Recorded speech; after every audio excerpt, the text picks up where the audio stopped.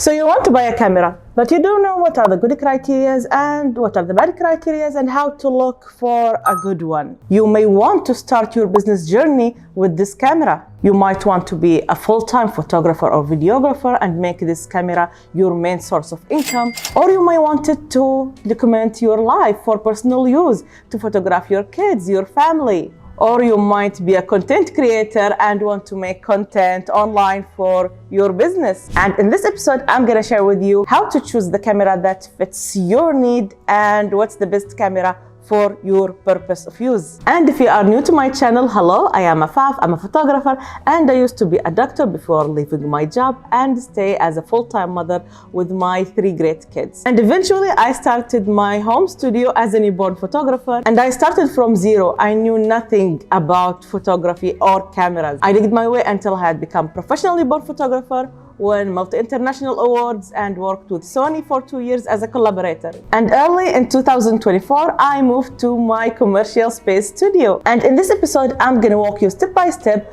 what are the types of cameras, how to choose the camera that fits your needs, and what are the main criteria of a good camera. So before we get starting, make sure to subscribe to my channel to make sure you don't miss any of the new episodes about camera and photography, and let's create a big family of photographers from all around the world. So let's now talk about the types of cameras. And I love teaching with storytelling, so let me tell you the story of how I bought my first camera.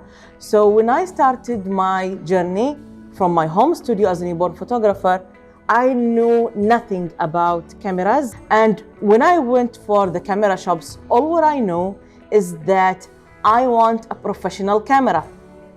That's all I know. And I knew that professional camera had a lot of buttons. That's the only information that I knew. I don't know anything about the resolution or the lenses or nothing. And I was so lucky when I went to the shop that the salesman there was a good one, and he know what he's talking about. He know all about the cameras out there in his shop. And he asked me about my budget, and he helped me to choose a camera that is professional and fits my budget, because professional cameras can go sky high pricing.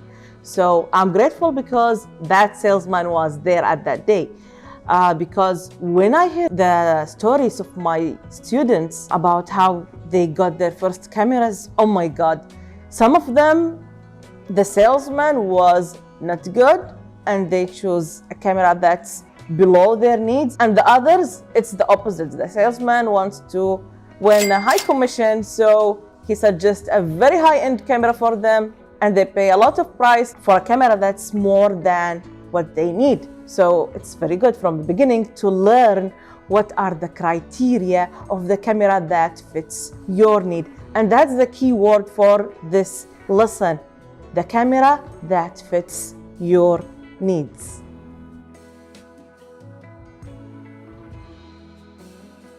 So I will start from the lower rank to the highest rank cameras. So if your need is a personal camera for personal use, you want to document your kids' growth, or you want to document your life or your travels for yourself, then what I will suggest is your phone camera, because it's convenient, it's with you all the time, and it gives good picture for personal use. If you want something higher than that, you might want to have a point and shoot cameras. And what are point and shoot cameras?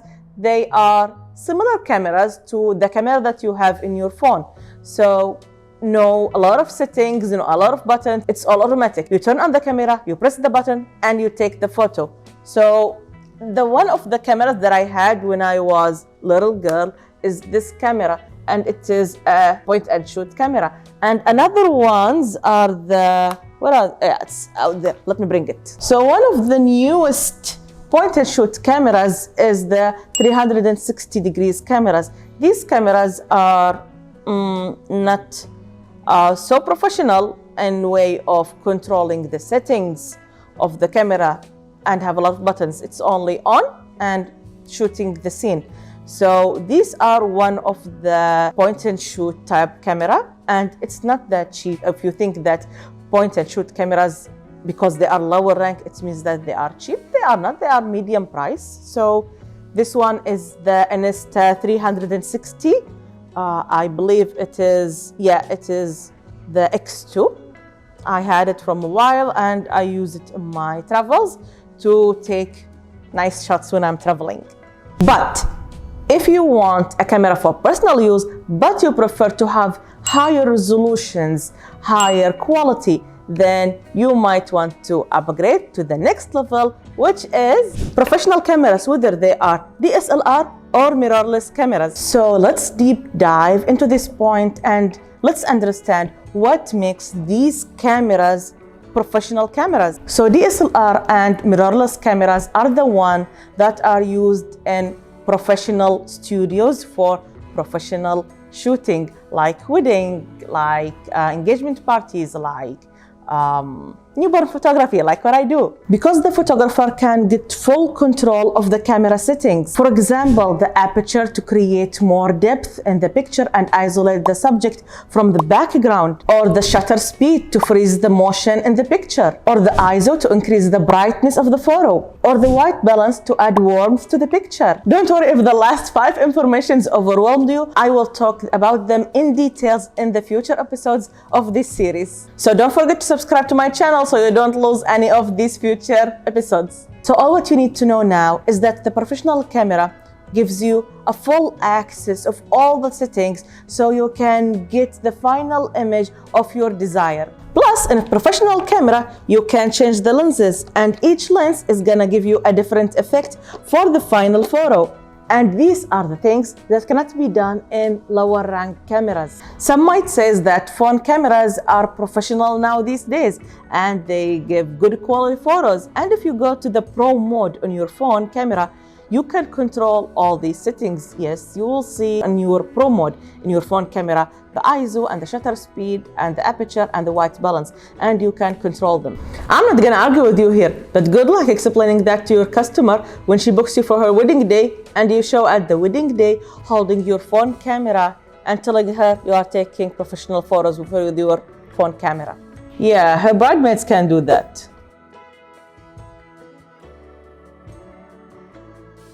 So you had just to go with the professional camera, but there are a lot of professional cameras out there in the market and you don't know how to choose from them. First, decide about the brand that you will start with. There are a lot of brands out there in the market for cameras. There are Canon, there are Sony, there are Nikon, Fuji, Panasonic, a lot of brands out there for professional cameras. So let's say that you decided to start your journey with a Sony. That means that you will carry on with your career for a long amount of time with this brand. So when you buy a camera body, let's say you bought a Sony camera body, you will need to buy a lens that is compatible with this body, and Sony bodies will go with Sony lenses, and the lenses are a bit of investments. Some lenses can go higher in price, higher than the camera body. So they are an investment. And if you decided to go with Sony lenses, with Sony body, if you decided in the future to change to another brand, let's say you decided to change to Nikon, you cannot use the lenses that you invested in with the Sony body to put them with the Nikon body. They will not be compatible. But if you decided to upgrade the body of the Sony and buy a new version that is newly released body of Sony, you can use the previous lenses that you had with this previous body because they are all family of Sony and they are all compatible. So if you decided to start with Sony lenses, Sony bodies, you will continue with them. And if you decided to go with Nikon, you will continue with them. And if you decided to go with Canon, you will continue with them. So what brand should you choose?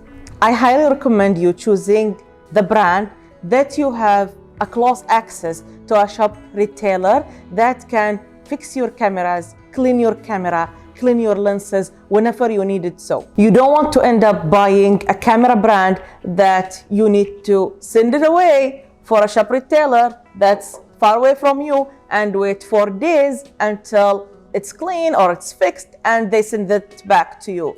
that will not be convenient for your professional use, for your studio use, for this camera. So now we finished step 1, which was deciding what brand you will go with. And now we will go to step 2, deciding what camera body that you will choose for your use. And each company has a lot of models out there. So how will you decide between the models of the cameras? So let me pull my laptop here and share with you this website. I love this website when I'm deciding what camera to use, or if I am going with a project with a company and they want me to use one of their cameras. I love to use this website because it helps me to compare between the cameras about their resolution, how much megapixels, and what are the criteria of these cameras. So I highly recommend you using this website, which is not sponsored by this website. This website has nothing to do with this episode. It's just that I love this website and I want to share it with you. The website is cameradecision.com, and in this website you will be able to compare between the cameras in the main important criteria: the resolution represented with the megapixels, the frame size, the color depth, the screen type, and how many dials this camera have. So let's discuss the main important criteria that I look for when I'm choosing a camera. This is how I do it. Maybe other photographer will do it in another way, but this is how I will look at the criteria of the camera. First, I will look at the megapixels. How many megapixels does this camera have? I'm looking for a camera that is higher than 24 megapixel. 24 megapixel is gonna give me a good resolution of the final image. And also I look at the frame size, and usually it is in the name of the camera. If it is crop frame or full frame. Full frame cameras and crop frame cameras, we'll discuss about this in a future episode. But as a beginning, I will tell you that crop frame cameras has smaller sensor, which is the highest expensive part inside the cameras that record the pictures. So crop frame cameras has smaller sensors, so they are cheaper in price than full frame cameras. And full frame cameras has the optimum full frame sensor inside the camera, so they take a full frame photo. So at the beginning, you will really decide between crop frame camera and full frame camera depending on your budget. If your budget cannot exceed the price of crop frame camera, that's fine, you can start with it. And if your budget can fit with full frame camera, then definitely start with the full frame camera if it's within your budget. And the nice thing with sticking to one brand only, that if you started with a crop frame camera and decided in the future to upgrade to full frame camera, you will still be able to use the lenses that you invested in with your crop frame camera. So now you have chosen what frame size is your camera, full frame or crop frame, and you have chosen your megapixel, and you choose to be higher than 24 megapixel. Anything that's higher than 24 megapixel is gonna be good. My camera that I use for my studio photography is 34 megapixel, and I had used cameras that are 45 megapixels, but it really depends on all the criteria combined in the camera. So it's not only the megapixel. So what are the other criteria? The color depth. The more number of the color depth when you compare between the models inside the cameradecision.com website, you will know what camera is best. The more number of the color depth means this camera can record a lot of variety of colors and a lot of shades of the same color. So the more color depth, the better the camera. And also for me, it's important to look for the screen type. Some photography niches don't care about the screen type. For me, as a newborn photographer, it's important to have a 360-degree screen type. So this is my Sony A7 Mark IV, and the screen type here is 360. There are some cameras that are flip screen, so you can only open it this way. This is called flip screen camera. But for this one, A7 Mark IV, this one is 360-degree camera. So I can hold my camera like this and rotate the screen so I can watch what I'm photographing when it's in bird eye view angle, and I can rotate it anyway as long as it's 360. So this camera is convenient for me as a newborn photographer. Other type is the articulating screen. The articulating screen, as in my previous Nikon D850. So the articulating screen opens like this and go up like this, but you cannot flip it or rotate it otherwise. So some photographers prefer the articulating screen for their own uses in their niches, but I can tell you that most photographers, if you don't know what is the best fit for your use for the screen type, I will go with 360-degree rotating screen, because whatever was your niche, it will fit your use. Another thing that I love to look for in the criteria of cameras, the number of dials. I have dealt with some cameras that has only one dial. The dial, if you don't know what the dial is this part where you rotate to change the settings of the camera. So for example, on my A7 Mark IV, I have a dial on the front that controls the aperture, which I will explain in a future episode, and I have a dial here to control the shutter speed, which also will be explained in another episode, and I have a dial here that I can custom to make any other thing that I want to control. And I also have a fourth dial here to control the ISO. That's amazing. I have 4 dials to control here. I have faced cameras with some of my students when they attend my workshops. Their cameras has only 1 dial. It's difficult to change the settings quickly when you are in the scene and you want to capture this photo that's gonna fly like this, and you cannot control your camera fast enough if you have 1 dial only. That's difficult. Most cameras have 2 dials at least. Rare cameras have 1 dial. My previous Nikon D850 had 2 dials. So 1 dial for the aperture and 1 dial for the shutter speed. And if I needed to change the ISO, I have to run 1 dial and at the same time press another button to change the ISO settings. And there is also a point that I might want to discuss here. What's the difference between DSLR and mirrorless cameras? They are both professionals. The difference is only in the structure inside the camera. One of them is a little bit old, one of them is new. So this one will be discussed in more details in further episode.